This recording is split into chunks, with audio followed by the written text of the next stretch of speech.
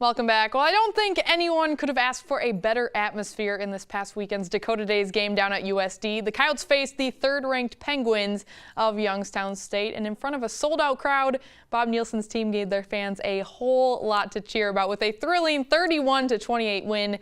And to chat a little more about that, here's Jay Elsen with Coach Nielson in Vermilion.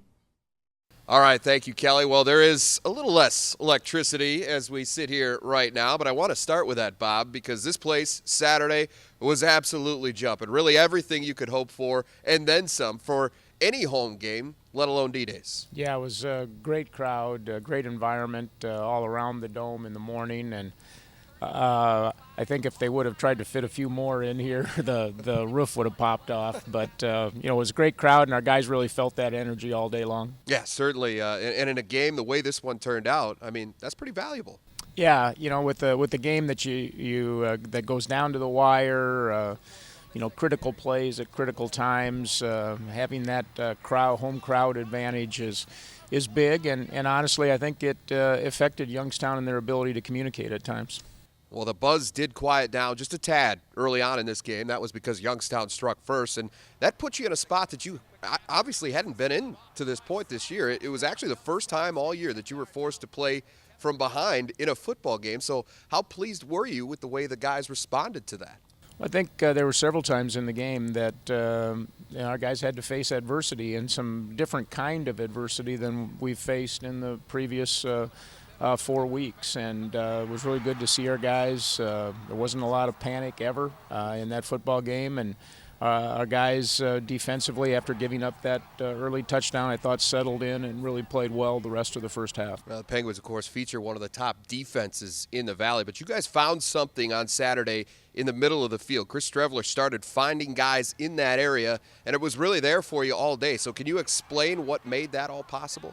Well, with what Youngstown does coverage-wise, your slot receivers are going to be matched up against linebackers inside, and so you've got to have those guys be able to create some space for themselves and get open. And when you do that, then it will allow you to create some one-on-one matchups outside. And Shamar did a really good job of finding space, creating his own space, and getting open, and was sure-handed on catches on the day. And then the long pass, we caught him in a blitz, and he adjusted a route and turned a short pass into a big touchdown. Yeah, you talk about Shamar Jackson. He was by far the biggest beneficiary of all of this. Finishes with 11 catches for a school record, 229 yards and a touchdown. That record had stood up for 45 years coming into Saturday. What an incredible day for him.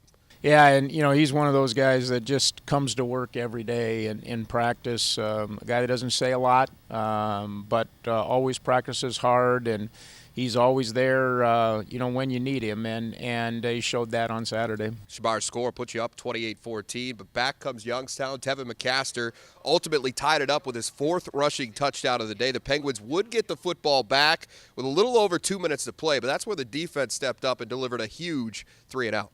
Yeah, we were able to flip field position there late in the fourth quarter and had them pinned down deep in their own territory. Our defense had a great series there. They were trying to run the ball, I think maybe play for overtime at that point in time, and our defense didn't let them do it. Stopped them on 3 consecutive plays. We were able to use our timeouts and get the ball back with a reasonable amount of time left. Coaches love to see all 3 phases of the game come together and work as one big unit, right? And the offense did its part. They moved the football into position for Ryan Weiss, who delivers a 29-yard game-winning field goal, of course. How much confidence prior to that kick did you have in him going out there and getting that done? Well, it's something we practice every day. At the end of practice every day, we do field goal for the game. And over the course of the preseason and over the course of the season to date, I don't know how many times we've done it, probably 35 times. And honestly, he rarely misses in those situations. And so we got him in the right spot. We knew where he wanted the ball, got it in there tight enough that was going to make it a reasonable kick for him, and certainly came through and drilled it right down the middle. All right, well, congratulations on the win, Bob. The Coyotes 5-0 now for the first time since 2005. They look to keep things rolling this Saturday against Indiana State here at the Dakota Dome, and we'll have more on that matchup coming up later this week. Kelly? Back to you. Great stuff. Thanks, Jay. The Coyotes have also moved up in the national rankings, now sitting at number 4 in both the NCAA FCS Coaches Poll and the Stats FCS Top 25. This is the highest ranking for USD football since 1987, when the Coyotes were ranked number 1 for the initial 6 weeks of the season. Coming up after the break, it's Coach Talk in North Dakota. Alex Heinert sits in with UND football's Bubba Schweigert to talk about getting back on the winning track. And later, it's Trick Shot Tuesday. See what one Burnsville, Minnesota Phi Ed teacher has up his sleeve. This is Midco Sports Tonight.